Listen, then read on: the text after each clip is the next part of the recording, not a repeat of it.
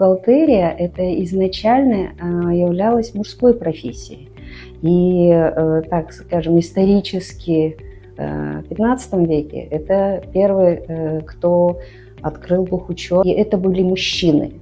Наверное, рутинность и большой объем бумажной работы или отчетности, или ведения учета, оно не дает той усидчивости, которой обладает женщина. Учет и отчетность – это же прежде всего соблюдение дисциплины и требования этих всех расчетных операций. Как говорится всегда, чтобы шел баланс, дебет и кредит.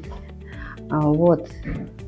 Бухгалтерия – это прежде всего ведение двойной записи, чтобы и доходная, и расходная часть были сопоставимы. Если касается меня, если по истечении такого времени я также продолжаю вести бухгалтерский учет, то, наверное, я люблю эту профессию. Да, в нашей профессии ни в коем случае халатность недопустима. Большая, высокая степень ответственности. А женщине есть качество и доброты, нежности, наверное, где-то лояльности.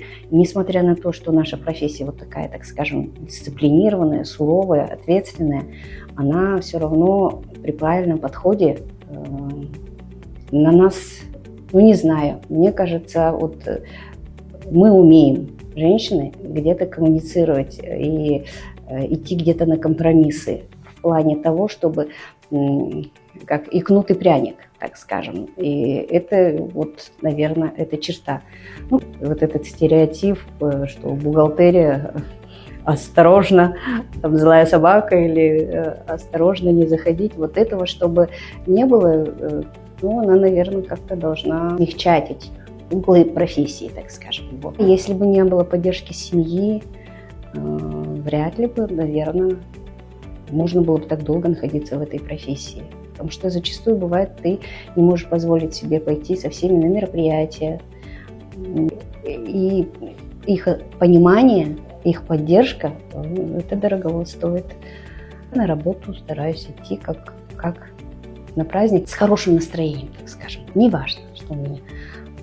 Но если бы мне была эта работа нелюбимая, если бы мне не нравился коллектив, этого бы не получилось. Наверное, это.